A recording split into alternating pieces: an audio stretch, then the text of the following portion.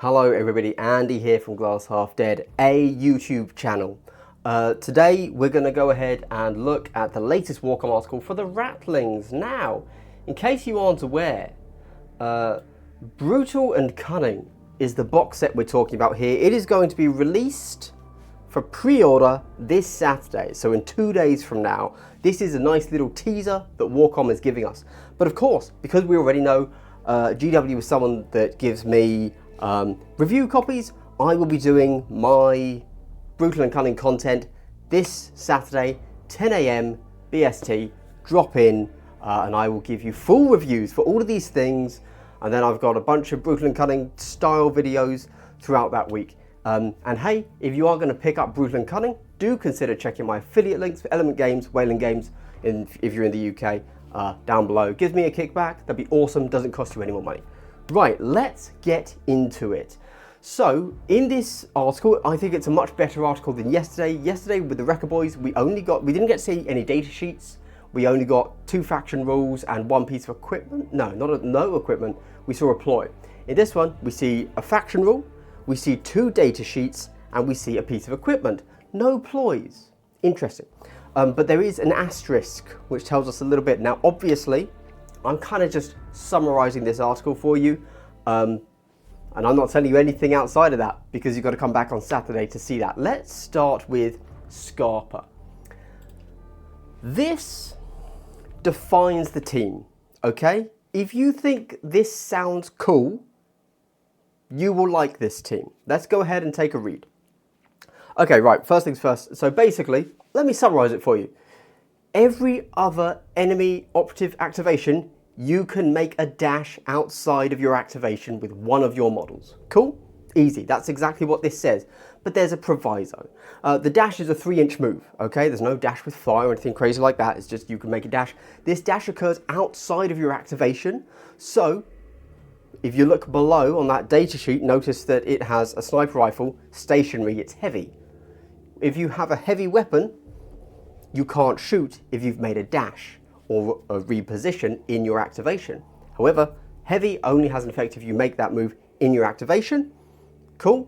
Your scarper ability is your dash outside of your activation, so you would be able to scarper and then use the Dev 3 heavy sniper rifle stationary ability. Okay? Sweet.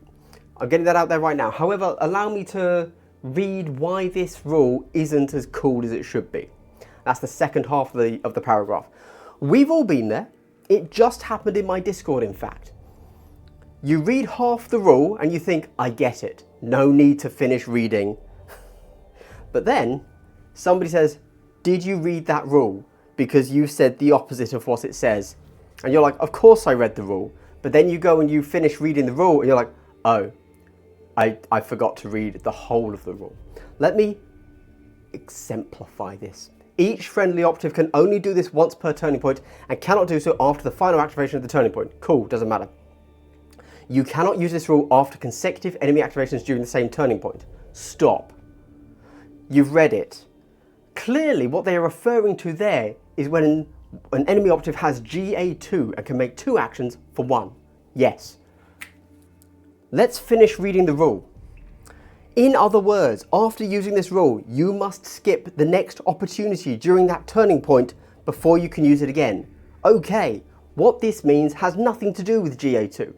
This means you are allowed to scarper not every on-enemy activation like mandrakes can do. You are allowed to scarper every other activation of the enemy. If the enemy team is 6 models, you scarper 3 times. If the enemy team is 14 models, you scarper...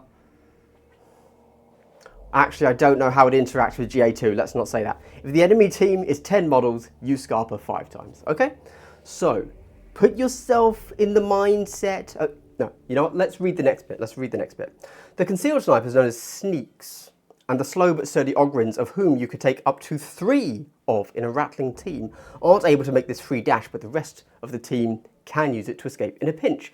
Notice they do say to escape in a pinch, as opposed to the way I just pitched it to you, which is to get a good shot in a pinch, right?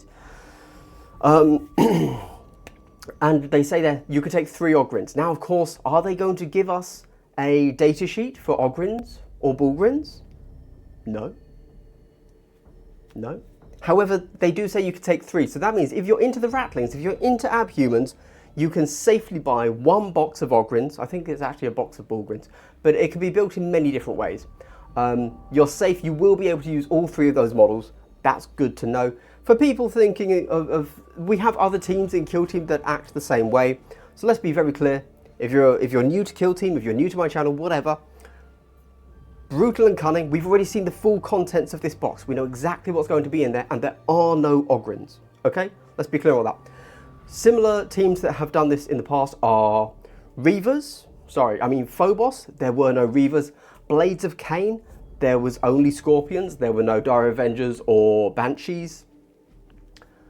I'd say Inquisition, but Inquisition are like so. I don't want to talk about Inquisition, okay? They are the only team in the game that literally cannot be played with a single box. So that's a different thing. But you could say the Brood Coven, because the Brood Coven, if you buy a box of them now, they're just 10 models. You don't have any of your cool big units, so keep that in mind. So these are things, they have playable models that are fully part of the team, they just don't come in the box, okay? Right, let's have a look at the Rattling Sniper data sheet. 2 APL makes sense, of course. Move 5, I guess that's because they're small. Cool, short leg kings, I get it. Save 5, I guess we expected that. Wounds 6, ouch. Lowest wounds for regular dudes in the game. Obviously we do have some lower wound guys, like I think Bomb Squigs are 5s, that sort of thing. And then we also have like the little Necron reanimator dudes, I think they're 3? Maybe they're 5 as well. But those are special units. This is a regular trooper on the line dude, and he's 6 wounds. Now what does this actually mean in practicality? Does it mean anything?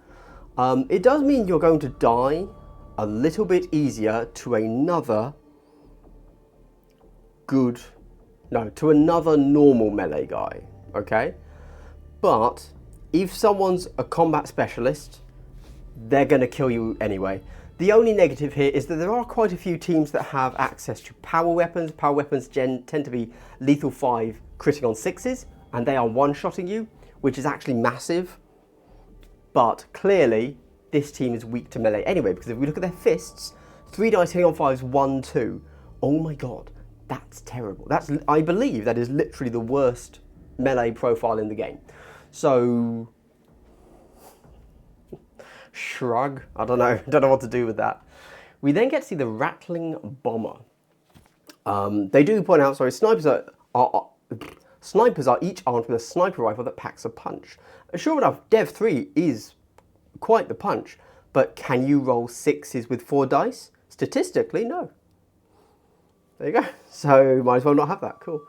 They're supported by a range of specialists such as the Big Shot with his devastating tac stopper rifle and the Rattling Bomber, whose tripwires and mines ensnare and explode unwary foes. Let's read the Bomber right now. Same stat line. Oh, save 4, so he's actually got a better save. That's nice, I guess. If you're getting shot, you're dead anyway, but that's nice. We have Explosive Arsenal, 5 attacks, hitting on 3s, 4-5. Range 3, Blast 1, Heavy Reposition only, Limited 1, Piercing 1, Saturate. So he's got quite a few weapon rules there. I would say, if I can be honest, kind of touching back a little bit to when, I think it was Monday, Tuesday, when they released the Titus mission pack, and on the data cards there, you had all of your weapon rules also listed on the card. I really feel like if you're going to have that many weapon rules, I know what all of those mean, but like that's a lot, that's a silly amount of weapon rules, and to not have those listed on the card is, in my opinion, a bit of a faux pas. Okay, anyway, he also has the same sniper rifle as the sniper, so it's exactly the same, which is pretty crazy. So I suspect perhaps then that this sniper, confirmation that they're on 25mm bases, which is very important for those out there, because you never know these days. A lot of models getting upgraded to 28s. Cool. Because we didn't get to see a data sheet yesterday for the Orcs, there were no confirmation of their base sizes, which is a bit of a shame. Are they going to be knob size 40s, or are they going to be boy size 32s? Who knows? We don't know. We don't know. Anyway, right. The explosive arsenal is obviously a very good weapon. Keep in mind it's reposition only, so you will have that move of 5 plus a 3-inch range, which is, if I'm doing my maths correctly, 8. And then, hypothetically, unless there's something we don't know, you could also add a scarper to that, so plus 3 inches again. So really, you're 5 plus 6, so you're looking at an 11-inch threat range, which actually isn't bad, like for such a potent mine. However, much like all grenades, we don't have Seek Light, but Seek Light is literally pointless on Vulcus, so that's fine. Just something to keep in mind, I guess. The sniper rifle is the same, so we could assume that all of the specialists, maybe, are going to have a sniper rifle. And so you would never take a normal sniper, because everything will be a sniper plus an ability. Perhaps. Of course, we don't know the list yet. We have seen every model. It does seem like they have quite a few specialist-looking models, but we don't know for sure yet. You then get a bionic arm, which is 3 dice hitting on 5s, 3-4. That is much better than 1-2, but I still don't like 3 dice hitting on 5s. Statistically, you will hit once, and you're not going to have charged, so the enemy will block that one hit. There you go. But tripwire and mine, that's a lot of words. I'm not going to read them. Let me tell you what they do. Tripwire is you get to place 2 tokens on the board, 20mm tokens, as always, obviously. I'm sure those will come in the box. If an enemy moves within 2 inches of those tripwires, it will immediately lose an APL and its activation ends. Mines, a regular mine that you would take when you're taking pre-game equipment, and therefore is subject to all of the usual things like that, has to be placed in your territory and can't be on a vantage point, I think, and maybe it can be, I don't know. And can't be placed within 2 inches of accessible, which is of course a new thing that everything just got FAQ'd into. They do more damage, so instead of 1d3 plus 3, it's now 2d3 plus 3, but also, nobody really plays mines, so I didn't know this, but regular mines, if your guys move within control range of them, they still blow up. With rattling mines, your guys, rattlings, not the Ogren and Bulgren, can move within them and they don't blow up. So that's really cool, and they don't take damage from it if it does blow up, which is actually very nice. Quick note on what I just hinted to there on the tripwire. So the tripwire, when it comes to this, because the mine is just saying, hey, you get a mine which follows all of the rules with these additions, or with these modifications, the tripwire doesn't have those. And so the tripwire can be placed on vantage points and can be placed within 2 inches of a door. Keep that in mind. Will they FAQ it? I suspect that they will go ahead and FAQ errata the tripwire so that it's in line with other player placed terrain. That does make sense. The question is, will this team be strong enough that it actually needs a nerf? I don't know. Find out on Saturday with my thoughts. We then get a piece of equipment, the Purloined rations. So once per turn point, whenever a friendly rattling operative, excluding Battle Bulgren and Ogren, is activated, you use this rule. If you do, until the end of that activation, improve the hit stat of its rifle, if any, by 1. So do note it says hit stat of its rifle. That means you cannot do +1 to hit with your bomber. There you go. With his explosive arsenal specifically, sorry. You can't do it with any of your Bulgrens Ogrens. Of course, we don't know what those data sheets are yet. And there's something else I was going to say. Oh, and don't forget that, so if we scroll up again, 4s, 3s, so we see the sniper here. His sniper rifle stationary is hitting on 2s. Oh, so that's a difference. Okay, so the sniper is hitting on 2s, whereas the same profile with the bomber is hitting on 3s. So that is a difference. Although I really feel like you're aiming for those 6s when you're rolling that, but whatever. You improve the hit stat of its rifle by 1. So just a quick note on how this works. This does not mean that if you roll a 5, it is a 6. So you don't get to trigger your devastating hits easier. And likewise, a 1 is always a miss. That's written in the core rules. So if you're hitting on a 2, like the sniper does, you're still missing on a 1, even if you use +1 to hit. There you go. Cool. And that's it. There is a final thing here. Their suppressed sniper rifles have the silent keyword, so good luck getting the drop on them. I think it's referring to the sneak further up. So we don't know what the sneak is yet, but clearly it's a thing. There you go. Whew. And that's it. End of the video, no need to drag it on. That is the Rattling team. Genuine question to y'all. Rattlings, are you excited for them? I don't know if I am. I bought and painted this this lovely little chap here, right? There you go. Bought from Element Games, by the way, where you can, of course, use my affiliate link. So I was excited enough that I didn't want to miss out on the provisionally prepared model in case that goes out of stock and never gets renewed. But I don't know if Rattlings are for me. They don't really speak to me much in terms of like they're just actual models. So for me, it's really about the play style. Are they cool enough, and whatever it is they do well enough that I will be excited to play them. With that scarper rule, is that good enough to make them feel like they're dashing all over the place and they're actually, even though they only have a 5-inch move, they're actually really fast and nimble and agile?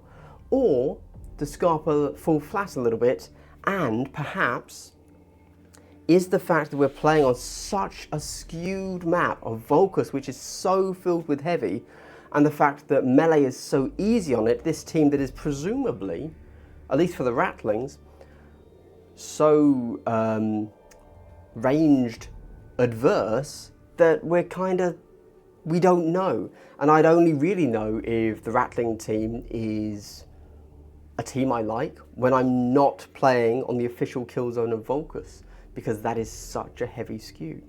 I don't know. Find out on Saturday, because I'm going to tell you my exact thoughts on that. All right,